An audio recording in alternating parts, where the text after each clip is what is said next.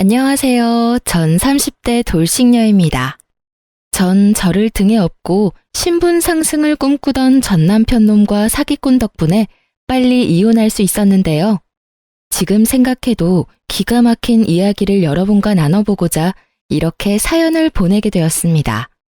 저와 남편은 같은 회사 동료였어요. 남편은 회사 내에서도 유명한 사람이었어요. 외모면 외모, 키, 성격, 업무 능력까지 두루 갖춘 남자였죠. 워낙 뛰어나니 당연히 인기가 많을 수밖에 없었고, 전 그런 남편에게 눈길도 주지 않았어요. 전 남편에 비해 보잘것없는 외모였기에 오르지 못할 나무를 볼 필요는 없다고 생각했어요. 하지만 남편은 자신에게 관심이 없는 제가 더 눈에 들어왔다며 저의 근처에서 서성이기 시작했어요. 처음엔 왜 저러나 싶었죠. 주변에 남편 좋다는 여자가 한둘이 아닐 텐데 하필 저에게 관심을 보이니까요. 전 적당히 무시하며 지냈고 남편은 생각보다 끈질겼습니다. 제게 관심을 보이는 기간이 길어지자 다른 여자 동료들도 저에게 관심을 보이고 저에겐 수군거림이 따라다녔죠. 저 여자야, 저 여자. 민수 씨가 저 여자 좋아한대. 뭐? 정말이야? 왜? 못생겼잖아. 같은 팀원들 말로는 성격이 밝고 구김이 없다고 하더라고. 민수 씨는 외모 말고 성격 보는가 보지. 그래도 얼굴이 좀 많이 아니지 않아? 이런 수군거림이요. 전 제가 예쁜 편이 아니란 걸 알고 있었기에 그 정도 수위의 대화는 대수롭지 않았지만 저에게 쏠리는 관심 자체가 불편했어요. 그래서 남편에게 한마디 해야겠다 싶었죠. 저기 민수 씨, 요즘 저한테 왜 그러세요? 왜 자꾸 제 주변을 서성이시냐고요. 민수 씨가 계속 그러시니까 사람들이 자꾸 수군거리잖아요. 저 불편해요. 그 생각까진 못했는데 죄송해요. 그런데 수군거리는 게 문제면 그냥 저랑 만나주시면 되잖아요. 그러면 다들 축하해 줄 텐데요. 네? 저랑 사귀자고요. 저 은혜 씨 좋아합니다. 진지하게 만나보고 싶어요. 왜 하필 저예요? 제가 딱히 민수 씨한테 관심을 보인 것도 아닌데요. 민수 씨 인기 많잖아요. 주변에 민수 씨 좋아하는 여자가 한둘이 아닌데 저한테 이러시는 게 사실 이해가 되지 않네요. 그런 점이 좋았습니다. 사실 말씀하시다시피 제 주변에 여자 많죠. 많은데 단 한 번도 눈길이 간 적이 없었습니다. 그런데 은혜 씨는 달랐어요. 저한테 눈길 한 번 주신 적이 없었는데 제 눈길이 계속 은혜 씨를 쫓고 있더군요. 제 마음이 이렇습니다. 생각보다 은혜 씨를 많이 좋아하고 있어요. 그러니 제 마음 좀 받아주시면 안 될까요? 참 웃긴 일이었어요. 전 사실 잘생긴 사람보다 저와 유머 코드가 맞는 남자를 좋아했거든요. 그런데 남편이 고백하는 순간 얼굴에 후광이 비치더니 저도 모르게 좋아요라고 대답해버린 거 있죠? 이렇게 남편과 전 연인 사이가 되었어요. 하여튼 저와 남편은 1년 넘게 연애를 하다 2년이 가까워지던 때 결혼을 했어요. 소위 인물값 한다고들 하던데 남편은 전혀 그렇지 않았어요. 잘난 척은커녕 겸손히 몸에 밴 사람처럼 참 따뜻하고 다정했죠. 그런 남편을 보며 결혼 결심까지 하게 되었던 것이고요. 꽤 부유했던 친정과는 달리 시댁은 넉넉한 살림은 아니었어요. 그래서 저희가 결혼을 알렸을 당시 주변에선 친정 재산 보고 접근한 거 아니냐는 말이 나오곤 했지만 정확히 반반 결혼을 하며 그 말들을 쏙 들어가게 했죠. 물론 남편이 권했고요. 자기야, 내가 지불해서 가면 좋겠지만 자기도 알다시피 내가 모은 돈도 그렇게까지 많진 않고 집에서도 도와줄 형편이 안 돼. 그래서 하는 말인데 우리 반반 결혼 어때? 반반 결혼? 좋지. 사실 부모님께서 집 해주신다고 했는데 난 도움받기 싫어서 좀 고민스러웠거든. 아, 뭐? 그건 절대 안 되지. 나도 반대야. 우리가 돈을 못 버는 것도 아니고. 사실 지금 당신한테 반반으로 하자는 것도 나 너무 미안해. 반반하는 게 뭐가 미안해. 그럼 우리 양쪽 집 도움 받지 말고 우리 힘으로 해결하자. 이해해줘서 고마워. 이렇게 저희는 돈을 합쳐 집을 마련하고 혼수도 마련했어요. 물론 대출도 조금 받았어요. 워낙 적은 금액이라 대출은 금방 갚을 수 있었죠. 결혼 생활은 행복했어요. 남편은 집안일도 나서서 함께했고 전혀 싸울 일이 없었어요. 다만 문제가 있다면 정확히는 어머님이 문제였어요. 저흰 공동생활비를 제외하고 각자 돈 관리를 했기에 양가 부모님의 용돈은 각자 알아서 주기로 합의를 봤어요. 하지만 어머님은 남편이 드리는 용돈이 만족스럽지 않으신지 저에게 연락을 하셔 돈을 요구하는 일이 생겨났습니다. 돈만 요구하면 다행이었죠. 그날은 더 과한 요구를 하더라고요. 아가, 바쁘니? 통화할 수 있니? 네, 어머님. 말씀하세요. 무슨 일 있으세요? 다름이 아니라 입을 옷이 하나도 없어서 주말에 백화점 가려고 그러는데 네 카드 좀 다오. 네? 제 카드요? 그래, 네 카드. 네 카드로 옷 좀 사야겠다. 왜? 싫으냐? 싫다기보단 그이도 그렇고 저도 그렇고 용돈 드렸잖아요. 적은 돈이 아닌데 용돈은 어쩌시고 또 카드를 달라고 하시니 제가 좀 당황스러워서요. 누가 들으면 몇백만 원은 준 줄 알겠다. 고작 100만 원 가지고 누구 코에 붙이라고? 어머님, 고작이라뇨. 저희도 100만 원으로 충분히 생활해요. 더구나 어머님은 혼자신데 그게 부족하시다뇨. 혼자면 생활비 적게 쓴다는 법이라도 있니? 그리고 내가 이런 말까진 안 하려고 했는데 말이 나왔으니까 하마. 네가 그 완벽한 내 아들이랑 살 수 있는 게 다 누구 덕분인 것 같니? 다 내가 잘 낳고 잘 키운 덕분 아니겠니? 그런 나한테 현금 다발을 가져다 바쳐도 모자랄 판국에 그깟 카드 한 장 주는 게 그렇게 아깝니? 너도 참 뻔뻔하다 얘. 진짜 뻔뻔한 게 누군데 그런 말을 하는지. 그리고 돈 100만 원이 작나요? 참 진짜 기가 막히더라고요. 전 어머님의 황당한 요구에 할 말을 잃었고 때마침 옆에서 듣고 있던 남편이 제 휴대전화를 빼앗아 갔어요. 미간을 잔뜩 구긴 것이 화가 제대로 난 듯 했어요. 엄마, 이게 뭐 하는 짓이야? 이 사람한테 카드 맡겨놨어? 왜 이 사람한테 카드를 달래? 그리고 은혜한테도 용돈 받고 있었어? 아니, 그게 아니라 아들. 나는 괜찮다고 하는데 은혜가 챙겨줘서 하는 수 없이 받았어. 나 정말 괜찮다고 했어. 결혼 첫 달부터 전화로 용돈 내놓으라고 그 난리를 부리신 건 기억도 안 나시는지. 참 태연스럽게도 거짓말을 하시더라고요. 남편은 그런 어머님의 말씀을 무시하고 단호하게 말했어요. 엄마, 앞으로 은혜한테 용돈 타령하지 마. 만약에 은혜가 주더라도 다시 돌려주라고. 당연히 이번 주말에 카드도 없으니까 그런 줄 알고 끊어. 그리고 다신 은혜한테 이런 일로 전화하지 마. 한 번만 더 이런 일 있으면 명절에도 집에 가는 일은 없을 테니 그런 줄 알아. 그러고선 전화를 딱 끊는데 어머님께는 죄송하지만 참 든든하더라고요. 주변에 우려하는 반대로 남편은 친정 돈은커녕 제 돈마저도 탐내지 않았어요. 그 후론 어머님의 돈 요구는 사라졌지만 틈만 나면 전화하셔서 시댁으로 부르시기 시작했습니다. 평일엔 일을 해야 하니 변명거리라도 있었지만 주말엔 꼼짝없이 가야만 했어요. 그것도 2번 갔을까요?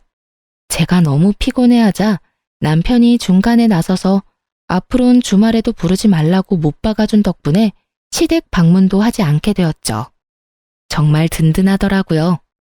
남의 편이라 남편이라고들 하던데 저희 남편은 온전한 제 편이었어요. 전 그런 남편을 믿고 의지했죠. 그렇게 전 남편과 행복할 거라 생각했어요. 우리 부부의 앞날은 밝을 거라 믿어 의심치 않았습니다.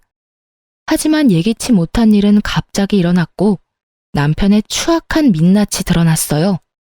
그 사건의 시작은 친정아빠가 사기를 당하면서 시작되었습니다.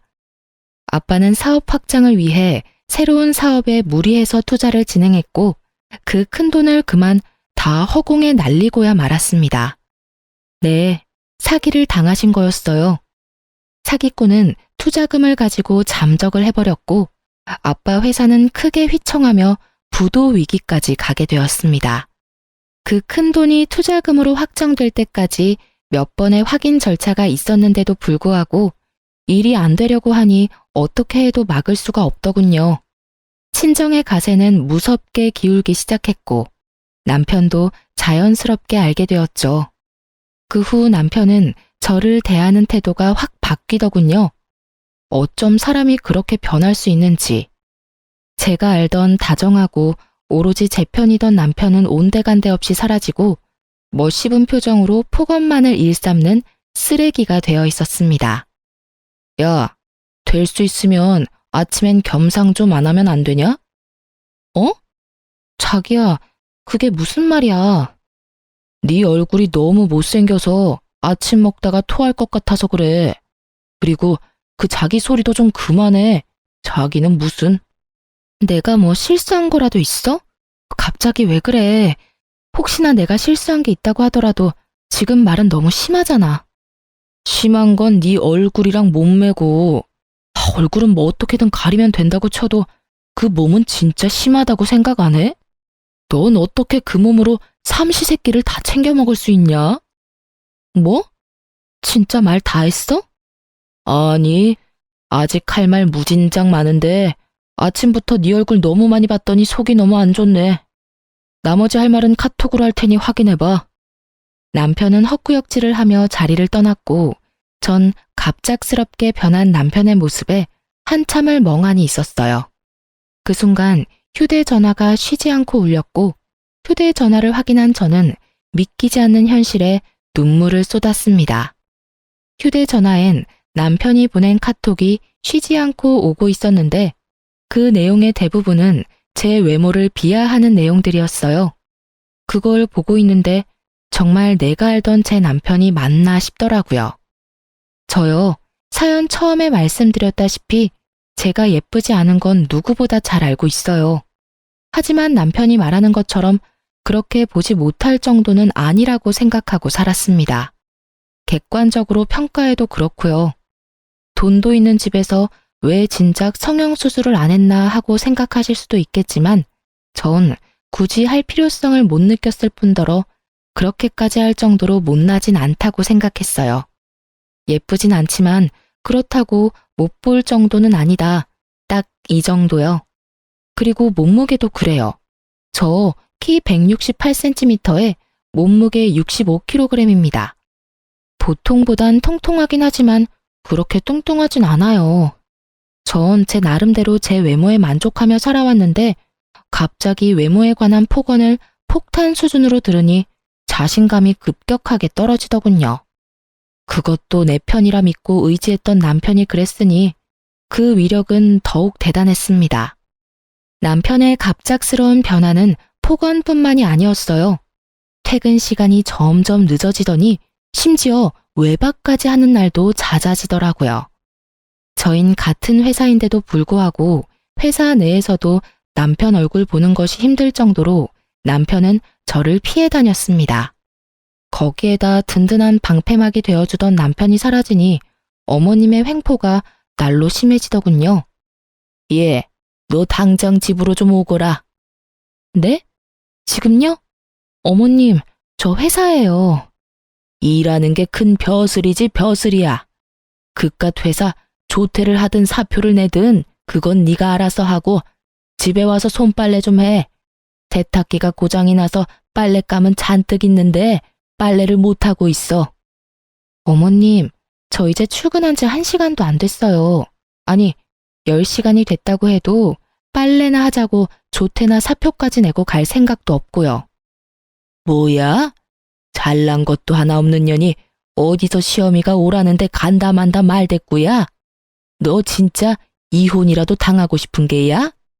회사에 일하는 중이라 시댁에 손빨래하러 못 가는 것이 이혼 사유가 된다면 해야죠, 이혼. 그럼 어머니, 저는 맡은 업무가 바빠서 그만 끊을게요. 그렇게 전화를 끊어버린 전 휴대전화 전원을 꺼버렸습니다. 이혼이라니 다시 생각해도 헛웃음만 나오더라고요. 갑자기 변한 남편의 다시 시작된 심호의 시집살이. 두 사람의 폭언과 구박에 외모 콤플렉스라고는 없던 전 점점 자존감뿐 아니라 사람들의 시선조차 무서워지더라고요. 누가 뒤에서 무슨 소리를 하든지 간에 상관하지 않던 저인데 그런 저는 사라지고 없었습니다. 결국 전 회사를 쉬기로 하고 온종일 집에서만 생활하기 시작했습니다. 거울도 잘 보지 않게 되더군요. 제 얼굴이 진짜 괴물처럼 느껴졌으니까요. 그러던 어느 날 남편은 술에 잔뜩 취해 집으로 들어왔어요. 고주망태가 된 남편은 저에게 저와 왜 결혼까지 했는지 친히 알려주기 시작했어요. 어머 여보, 왜 이렇게 취했어? 여보? 아, 내가 너랑 결혼했지. 아휴, 내가 미쳤지. 얼굴은 못생겨도 돈은 많으니 손해보는 장사는 아니다 싶어서 눈 딱 감고 결혼했더니 뭐? 집이 망해? 사기를 당했다고? 사기는 나도 당했다 이거야. 내 인생 어떻게 할 거야? 집도 쫄딱 망해, 얼굴도 못생겼어. 몸매는 더 최악이야. 뭐 하나 볼 게 있어야 너 같은 년이랑 같이 살 수 있을 거 아니야. 지금 이혼해도 땡전 한 푼 못 건지니 이혼도 못해. 아, 이 일을 어떻게 할 거냐고. 이게 다 무슨 소리야? 그럼 당신 우리 집 재산 때문에 나랑 결혼했다, 이 말이야? 그럼 내가 너랑 왜 결혼했겠냐? 다 돈 때문이지. 박대리 그 새끼가 너희 집 돈 졸라 많다고 하길래 좀 알아보니까 진짜로 많더라고. 그래서 머리 좀 썼지. 와, 네 옆에서 알짱거리는 거 진짜 힘들었다. 오래 여자라고 튕길 땐 진짜 돈이고 뭐고 다 때려치우고 싶은 거 겨우 참았다고. 알아? 내가 그 역겨운 과정을 다 이겨내고 결혼까지 했는데 왜 하필 지금 망하냐고. 나한테 적어도 작은 사업체 정도는 떼주고 망했어야지. 지금 그걸 말이라고 해? 어떻게 그런 말을 할 수가 있어? 그런 말을 할 수가 있지. 내가 오죽하면 이러겠어? 이 집도 그래. 내가 너 안심시키려고 있는 돈 없는 돈 싹싹 끌어모아서 이 집 살 때 보탠 거야. 이럴 줄 알았으면 그때 집 사준다고 할 때 받았지. 내가 미쳤다고 대출까지 내서 돈 보탰겠어? 그래요. 남편은 저에게 계획적으로 접근했던 것이었습니다. 그 다정했던 미소도 손길도 심지어 눈빛까지 다 연기였어요. 친정에서 집을 사준다고 할 때 한사코 거부하더니 다 이유가 있었던 것입니다. 친정 소식을 들은 후로 변해버린 남편을 보며 짐작은 하고 있었지만 직접 그 입으로 다 듣고 나니 더 충격적이더라고요. 처음부터 끝까지 다 계획적이었다니 충격이 크니 눈물은커녕 웃음이 나더라고요. 제가 미친 사람처럼 웃으니 남편은 얼굴도 못생긴 게 정신까지 나갔다고 말하며 방으로 들어가 버리더군요. 남편의 말처럼 정신 나간 사람처럼 밤을 지새우고 남편이 출근을 하고 나서야 거실로 나왔습니다. 그리고 생각했죠. 앞으로 어떻게 해야 할지요. 당연히 이혼을 해야겠지만 부모님 걱정이 앞서더군요. 그렇지 않아도 지금 회사 문제로 충격이 크신데 저까지 이혼한다고 하면 그 충격으로 큰일이라도 생기면 어쩌나 하는 생각이 제 발목을 잡았죠. 이러지도 저러지도 못하는 상황에 그렇지 않아도 미칠 지경인데 어머님까지 절 가만두질 않았습니다. 제가 전화를 받지 않으니 집으로 찾아오기 시작했어요. 자기 집 마냥 자연스럽게 비밀번호를 누르고 들어와선 온 집안을 헤집고 다니는 것은 기본이고 때 되면 밥 타령에 간식 타령, 심지어 육조에 물까지 받으라며 목욕 수발까지 들게 하더군요. 날마다 심해지던 시집살이는 결국 본색을 드러냈습니다. 여느 날과 같이 자연스럽게 비밀번호를 누르고 들어온 어머님은 저를 부르더군요. 예, 여기 좀 앉아봐라. 전 크게 한숨을 쉬며 어머님 앞에 앉았고 그런 저를 보며 어머님은 혀를 차시더라고요. 그렇게 한숨이나 퍽퍽 쉬니 집이 안 망하고 백이니? 그런 말씀하시려고 저보고 와보라고 하신 거예요? 에휴, 그러면 나도 본론만 말하마. 이 집 명이 공동명이라고 들었다. 그게 말이나 되니? 말이 안 될 건 없죠. 그이랑 저랑 정확히 반반씩 내서 집도 마련하고 대출금도 갚았으니 공동명의가 당연한 거 아닌가요? 그건 너희 집이 망하기 전에나 말이 되는 이야기였고, 지금은 너희 집이 쫄딱 망하지 않았니? 이제 내 아들에게 물려주거나 해줄 수 있는 재산이 전혀 없는데 이 집이 공동명의인 건 당연히 말도 안 되는 거야. 당장 내 아들 명의로 바꾸거라. 네 집에서 내 아들한테 재산 한 푼 못 주는 대신 집이라도 내 아들 명의로 돌리란 이 말이야. 여러분은 이 말이 이해되시나요? 친정 재산을 남편에게 못 물려주니 함께 마련한 아파트 명의를 친정 재산을 대신하여 남편의 명의로 바꾸라니. 전 도대체가 기역부터 시작해서 희읍까지 이해되는 말이 없더군요. 이해되는 말이 없으니 대답조차 못하고 있자 어머님은 작정하고 오셨는지 더 황당한 말을 하더군요. 명의 바꾸는 대로 이 집에서도 나가. 난 더 이상 너 같은 애랑 내 아들이랑 같이 사는 꼴 보기 싫으니 말이다. 그러니까 집도 주고 이혼도 해라. 이 말씀이세요?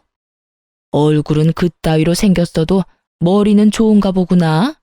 하긴 그 얼굴로 살려면 머리라도 똑똑해야 하겠지. 어머님, 무슨 말씀을 그런 식으로 하세요? 왜? 내가 틀린 말 했니?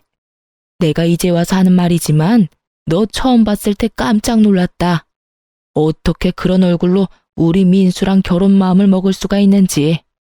그나마 집에 돈이라도 많다고 하길래 눈 꼭 감고 받아줬더니 우리 아들 앞길에 꽃은커녕 재나 뿌리고 있으니 어머님, 제가 그의 앞길에 무슨 재를 뿌렸다고 그러세요?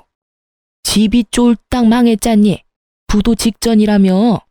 그러다 부도라도 나면 길거리 나 앉을 텐데 그때 이 집에 와서 같이 사니마니 하는 꼴 나는 못 본다. 그러니까 집 명의도 당장 바꾸고 이혼해서 이 집에서 나가렴. 무슨 악담을 그렇게 하세요? 그리고 왜 어머님께서 저희가 이혼할지 말지를 걱정하세요? 내가 네 남편 엄마인데 결정 못할 건 또 뭐니? 하여튼 내 말대로 한다는 걸로 알고 가볼 테니 더는 긴 말하지 말거라. 끝까지 제 속을 다 헤집어 놓은 시모는 제가 무어라 답하기도 전에 집을 나가버리셨습니다. 무슨 이런 경우가 다 있나 싶더라고요. 저에게 한 폭언 증거만 다 모아도 위자료는 제가 받아야 할 판국인데 맨몸으로 집을 나가라뇨. 어머님의 말씀을 곱씹고 또 곱씹고 있는데 진동 소리가 들려왔어요. 전 휴대전화를 확인했고 제 휴대전화엔 아무것도 온 것이 없었습니다. 하지만 그 순간에도 진동 소리가 짧은 간격으로 계속 울리더군요. 전 진동 소리를 따라 몸을 움직였고 그곳엔 어머님의 휴대전화가 울리고 있었습니다. 화면에는 메시지가 오고 있더군요. 상대는 다름 아닌 남편이었고 보이는 내용만 봤을 뿐인데 가관이더라고요. 그러니까 엄마, 더 가혹하게 구박하란 말이야. 더럽게 치사해서라도 다 포기하고 나가도록. 단번에 알 수 있었죠. 어머님을 뒤에서 조종하는 이가 남편이라는 것을요. 전 이제 더는 받을 충격도 없다는 생각이 들었고 어머님의 휴대전화를 확인했어요. 무엇을 보게 되든 지금보다 더 충격적일 순 없다는 생각이 들었죠. 하지만 제 남편은 제 생각보다 더 심각하게 인간 이하였습니다. 문자 메시지 하면 온갖 치졸한 대화들이 많았는데 그중 가장 충격적인 것이 저희 집에 오시기 바로 직전 나눈 대화였어요. 거기엔 남편의 긴 장문의 문자가 있었는데 그 내용은 저에게 더 큰 충격을 주기에 모자람이 없었죠. 엄마, 사실은 내가 여자가 생겼어.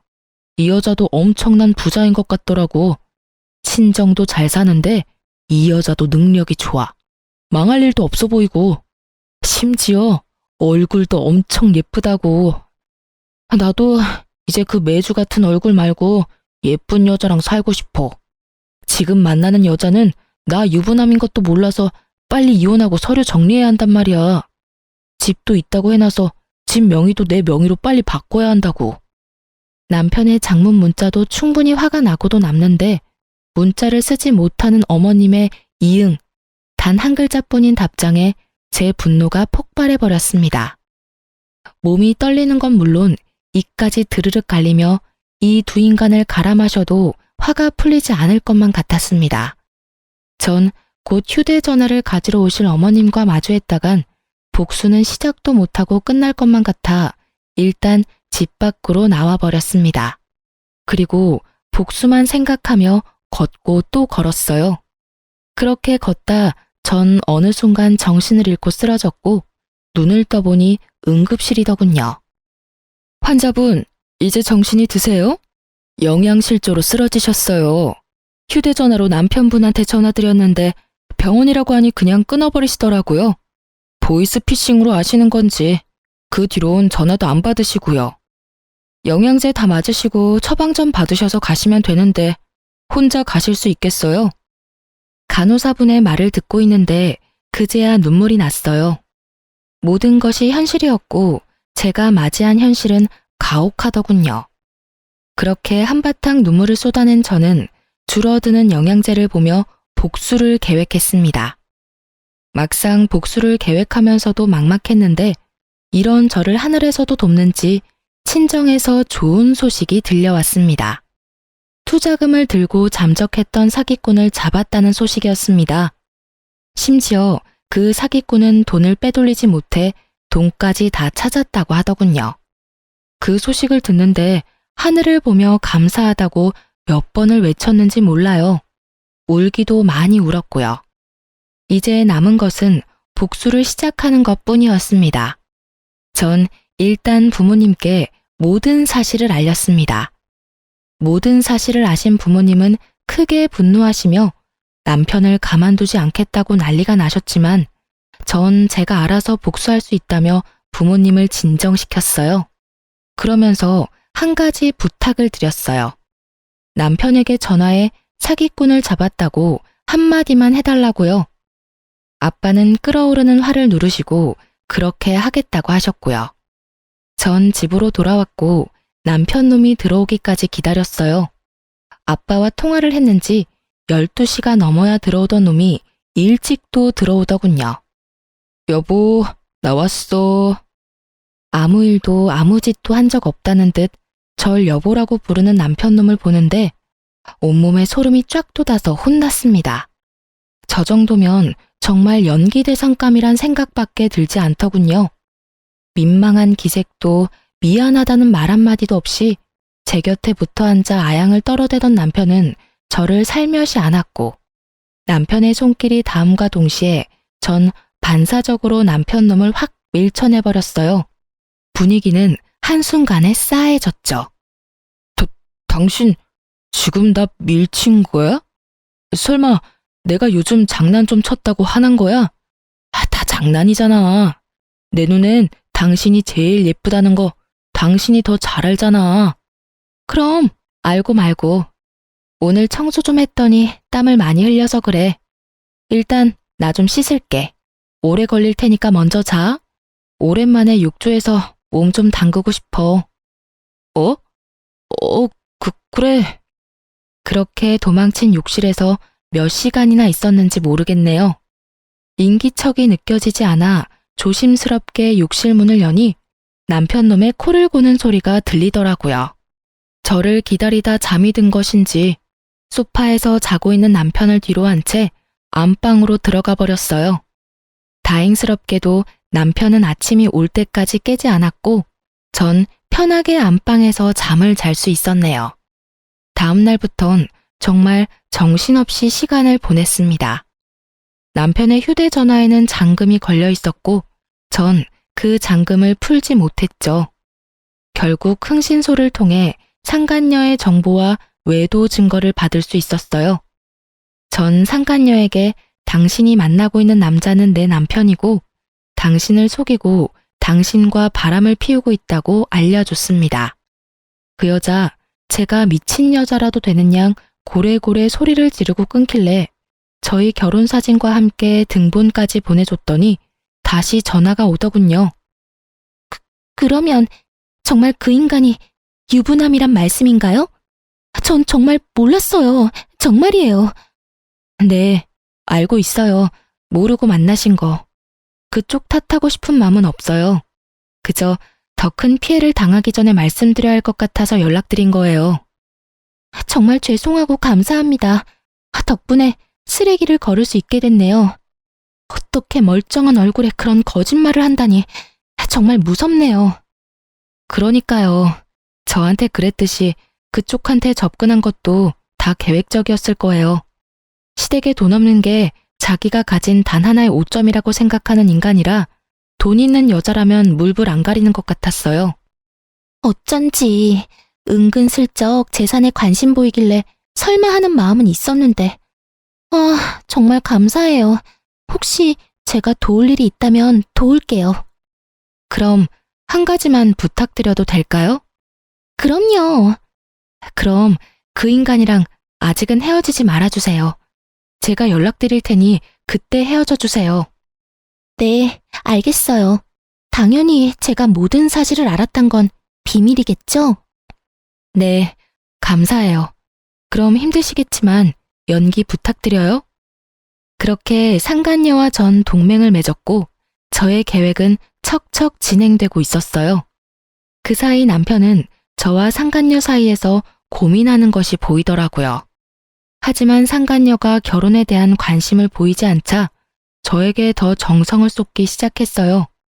남편도 어머님도 저를 이용하기가 가장 쉽다는 것을 다시 깨달은 것인지 지극정성도 그런 지극정성이 없었어요.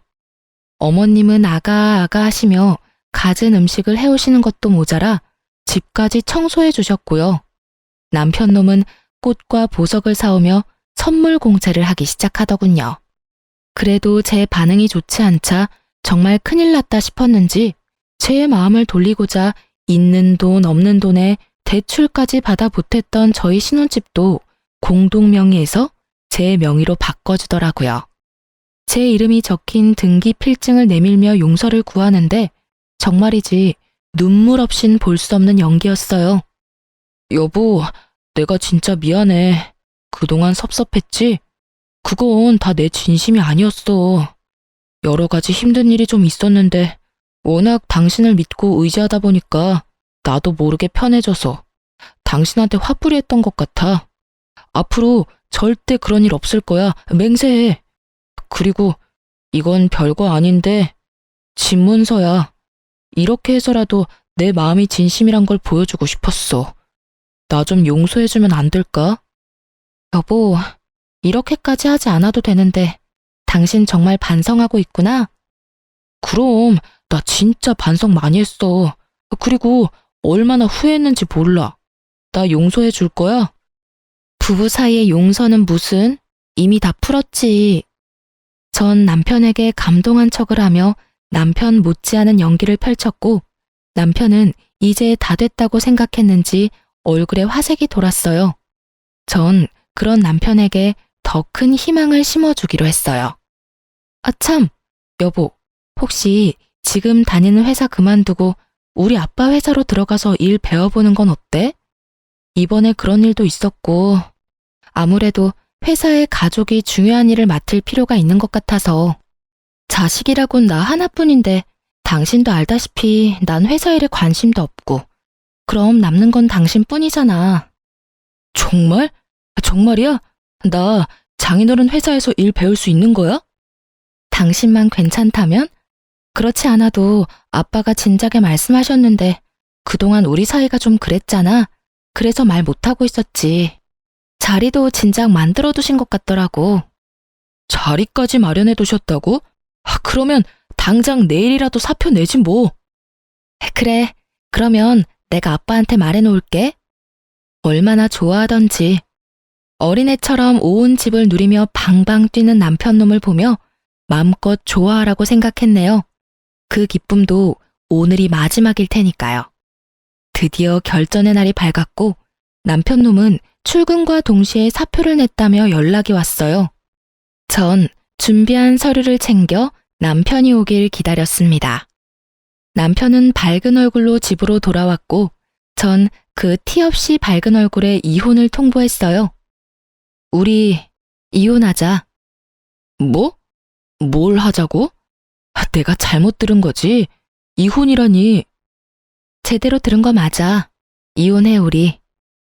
갑자기 무슨 이혼이야? 어제 나 다 용서했다며. 그 말을 믿었어? 네가 나한테 한 짓이 있는데 용서가 그렇게 쉽게 될 거라 생각했다니 순진하다 해야 해, 멍청하다고 해야 해? 여보, 이러지 마. 나 절대 이혼 못해. 난 죽어도 이혼 못한다고. 방금 회사에 사표까지 냈는데 우리 이혼하면 나 어떻게 해? 남편은 제 다리를 붙잡고 매달리기 시작했고 전 준비해둔 이혼 서류와 함께 외도 증거들을 남편에게 건네주며 말했어요. 하기 싫어도 해야 할 거야. 증거가 이렇게 차고 넘치거든. 가지가지 했더라. 계획적으로 접근한 것도 모자라서 바람까지 피우고 계셨던데. 질질 끌지 말고 이혼해 그냥. 소송으로 가봤자 너한테 불리할 뿐이니까. 이걸 어떻게... 어떻게긴 당신이 좋아하는 그 돈으로 못할 일이 있겠어? 돈이 참 좋긴 좋아. 돈만 주면 이런 증거쯤은 몇 시간 만에 내 손아귀에 턱턱 들어오니까 말이야. 다 오해야. 내 말 좀 들어봐. 그게 저 여자가 나 일방적으로 쫓아다녔어. 난 좋게 좋게 타이르느라 몇 번 만난 것뿐이고. 정말이야. 믿어줘. 참 비싼 밥 먹고 정성껏 개소리하고 있다. 넌 손잡고 포옹하면서 거절하니? 증거가 떡하니 있는데 끝까지 거짓말하는 꼴하고는. 그리고 일방적으로 쫓아다녀? 자기야 사랑해, 보고 싶다. 나 자기랑 결혼하고 싶어. 이거 전부 네가 보낸 건데? 이래도 여자 혼자 일방적인 거야? 내가 보기엔 네가 그 여자 쫓아다니는 걸로 보이는데? 끝까지 거짓말을 하던 남편은 제가 직접 증거를 나열해주자 그제야 입을 닫더군요. 할 말이 없었겠죠. 이렇게나 빼도 박도 못할 증거가 눈앞에 펼쳐지니 말이에요. 한참을 사진을 보던 남편은 사진을 갈기갈기 찍기 시작했어요. 사진이야 다시 뽑으면 그만인데 머리가 나쁜 것인지 생각이 없는 것인지 참 필사적으로도 찢더라고요. 너 생각보다 머리가 나쁘구나. 사진이야 다시 뽑으면 그만이야. 남편은 잠시 멈칫하더니 다시 저에게 빌기 시작하더군요. 여보, 진짜 내가 잘못했어. 내가 미쳤나 봐. 내가 진짜 잘못했다니까. 당신 나 사랑하잖아. 당신 나 없이 살 수 있어? 내가 잘 아는데 당신 나 없이 못 살아. 상사병에 걸릴 수도 있다고. 내가 다 당신 생각해서 하는 말이니까 그냥 나 용서해주고 우리 행복하게 살자. 응?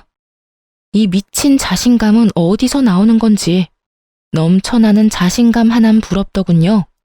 전 어이가 없어 소리내 웃으며 말했어요. 참 대단하다 너. 그런 자신감 부럽기도 하네. 근데 너 진짜 착각의 정도가 심각하다. 나 이제 너 안 사랑하고 네가 없어서 잘 살 수 있어. 탕사병은 개뿔. 너랑 계속 살다가 화병으로 제명까지 못 살 것 같거든? 그러니까 제발 이혼해. 여보. 아참. 그리고 이혼하기 전에 짐부터 싸. 짐은 왜? 짐은 왜라니? 잊었어? 이 집 당신 손으로 직접 내 명의로 돌려줬잖아. 시세보다 조금 저렴하게 내놨더니 금방 팔렸지 뭐야? 내가 인심 써서 가정 가구는 당신 줄 테니까 그걸로 월세라도 얻어서 잘 살아. 그러면 법원에서 보자. 전 그대로 집을 나와버렸습니다. 정말 운이 좋았어요. 복수를 계획하며 내놓은 집이 타이밍 좋게 딱 팔려주었으니까요. 남편에게 말한 대로 시세보다 조금 싸게 내놓긴 했지만 전혀 아깝지 않았어요. 오히려 이득이었죠. 반만 투자한 집이 온전한 제 것이 되어 돌아왔으니까요. 남편은 생각보다 더 쉽게 저와 이혼해 주었고 전 성공적으로 복수에 성공하게 되었습니다. 저와 쉽게 이혼해준 전 남편의 행보는 뻔했고 전 상간녀에게 연락해 지금이라는 말을 전했어요. 지금이 헤어질 적기라는 뜻이었죠. 헤어질 날만 기다렸던 상간녀는 생각보다 더 잘해주었어요. 자신을 찾아온 전 남편에게 유부남이었던 거 다 알고 있다며 뺨도 날려주고 물도 뿌려줬다고 하더군요. 그러면서 사기죄로 고소하기 전에 썩 꺼지라는 말까지 했다고 해요. 전 남편은 자신이 저지른 잘못이 큰 걸 알고는 있는지 그대로 줄행랑을 쳤다고 하고요. 모르긴 몰라도 돈 많이 썼을 거예요. 처음부터 저한테 돈을 잘 쓰긴 했는데 제가 고가의 선물 같은 건 바란 적이 없었거든요. 그런데 속였다는 거 알고 난 뒤부턴 가방도 받아내고 목걸이, 반지 다 받아냈어요. 카드로 다 긁던데. 그 빚 언제 다 갚으려나 몰라요. 이러니 생각보다 더 잘해낸 거 틀림없죠? 제 작전보다 더 잘 끝나버린 복수에 두 발 뻗고 잘 자고 잘 지낸 저와는 달리 전 남편은 전혀 잘 지내지 못했는지 차마 눈 뜨고 보지 못할 꼴로 몇 달 만에 저를 찾아왔습니다. 전 당시에 친정에 있었는데 부모님도 외출하고 계시지 않아 어쩔 수 없이 전 남편을 마주해야 했죠. 웬일이야? 나한테 더 할 말이 남았어? 여보? 진짜 여보 맞아? 당신 진짜 예쁘다. 진짜 진심이야. 저를 보며 놀라는 전 남편. 그럴 수밖에요. 전 이혼 후 회사에 다시 출근하며 다이어트를 시작했고 피나는 노력으로 다이어트에 성공했습니다. 얼굴 살도 많이 빠졌고 경락 마사지도 꾸준히 받았고요. 얼굴에 있던 점도 다 뺐는데 그 효과를 크게 봤어요. 고작 점만 뺐을 뿐인데 얼굴이 더 환해지더라고요. 이목구비도 더 또렷해지고 얼굴도 환해지니 제 얼굴도 꽤 예쁘더라고요. 얼굴이 예뻐지니 화장에도 관심이 생기고요. 그런 소리나 하려고 나 찾아온 거야? 아니, 몰라보게 변한 모습에 놀라서 그만. 여보, 내가 진짜 잘못했어. 그 여자랑도 완전히 헤어졌고 나 이제 진짜 당신뿐이야. 나 좀 받아주면 안 될까? 내가 진짜 한평생 당신만을 위해서 살게. 전 남편은 무릎까지 꿇고 그야말로 손이 발이 되게 빌기 시작했어요. 눈에 눈물까지 고이며 비는데 그 모습조차 역겨워 혼났네요. 전 불쌍한 척 눈물을 훔치는 남편의 꼴을 훑으며 말했어요. 있잖아, 잘 들어? 난 너같이 집도 가난하고 인물도 볼 것 없는 버러지랑은 다시 살 생각은 추호도 없어. 지금 네 얼굴을 마주하고 있는 이 순간에도 구역질이 날 것 같은데 어떻게 한 집에서 같이 살 수가 있겠어? 그러니까 제발 좀 꺼져주라. 응? 여보, 그러지 말고 예정을 생각해서 다시 한 번만 생각해보면 안 될까? 갈 때까지 간 전 남편은 끝까지 구질구질하게 굴었고 전 저를 붙잡고 늘어지는 전 남편의 손을 뿌리치며 말했습니다. 100만 번을 생각해도 예정은 없고 1000만 번을 생각해도 너랑은 이제 끝이야, 끝. 그러니까 부모님들 오시기 전에 당장 꺼져.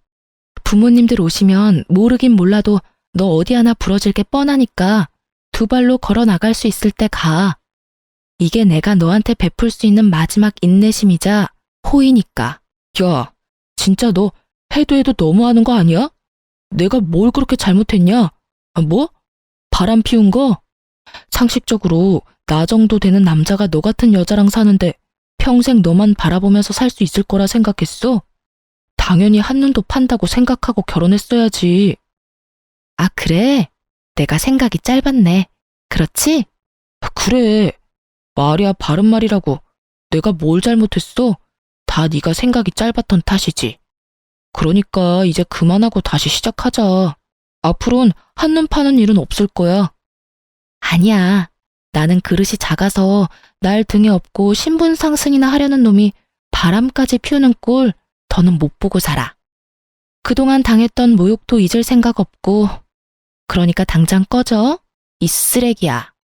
쓰레기? 이 나쁜 년. 내가 다시 찾아오나 봐라. 잘 먹고 잘 살아라. 이 피도 눈물도 없는 년. 전 남편은 바닥에 가래침까지 뱉고선 제 눈앞에서 사라졌습니다. 그렇게 모든 게 끝인 줄 알았어요. 하지만 전 남편과 전 시모는 끈질기더군요.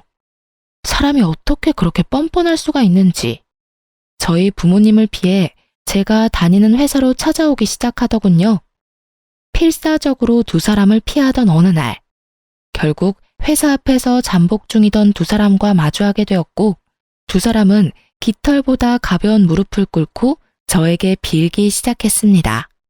그것도 퇴근 시간 회사 앞에서요. 그 와중에 다행이라고 할 수 있는 건 전 남편 놈은 입이라도 다물고 있었던 것 정도겠네요. 아가, 우리가 다 잘못했다. 제발 한 번만 용서해주면 안 되겠니? 이 늙은 시어미가 이렇게 무릎까지 꿇고 싹싹 빌잖니?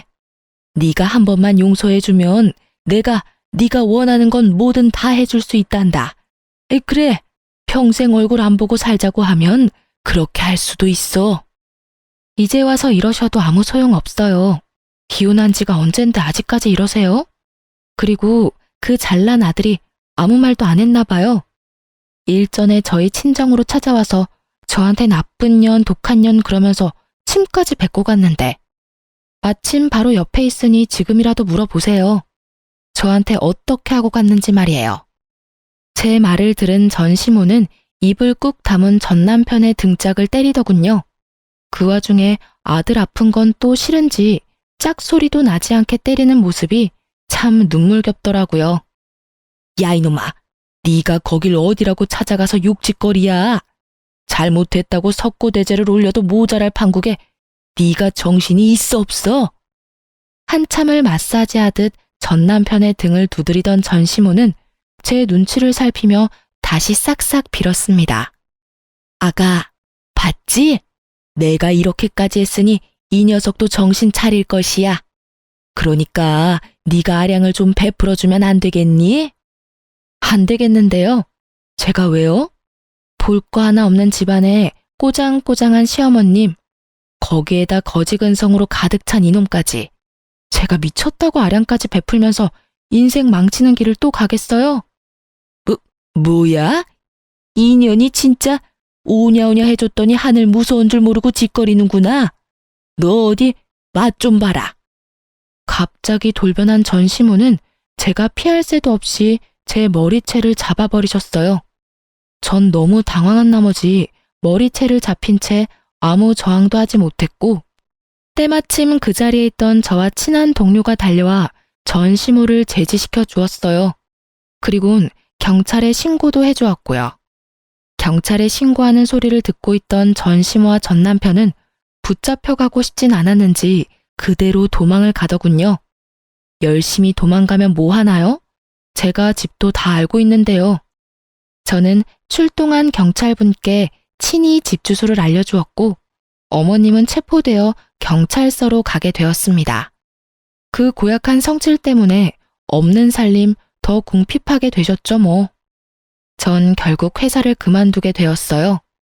그 후론 두 사람이 찾아오진 않았지만 그만두는 게 맞다고 생각하여 그만두게 되었어요. 어차피 그만두고 아빠 회사 일을 도울까 하는 고민도 있었기에 아쉽거나 그러진 않았네요. 퇴사를 한 후 전 바로 아빠 회사로 출근할까 싶었지만 그간 일도 많았으니 좀 쉬는 것이 어떠냐는 부모님의 권유에 그러기로 했어요. 요즘엔 여러 가지 취미 생활을 하며 제대로 휴식을 취하고 있네요. 덕분에 이렇게 사연도 쓸 수 있게 되었고요. 요즘 전 몰라보고 예뻐진 외모 덕분에 주저앉았던 자존감과 자신감도 생기고 성격도 전보다 더 밝아진 것이 느껴져요. 만약 그때 아버지가 사기를 당하지 않으셨다면 전 어떻게 됐을까요? 아마 아무것도 모른 채 전 남편에게 아빠가 피땀 흘려 키운 회사를 홀딱 뺏기고 버려지지 않았을까요? 정말 밑바닥까지 가봐야 진정한 친구를 알 수 있다고 하더니 그 말도 틀린 말은 아닌 것 같아요. 앞으로 또다시 결혼하게 될지는 모르겠어요.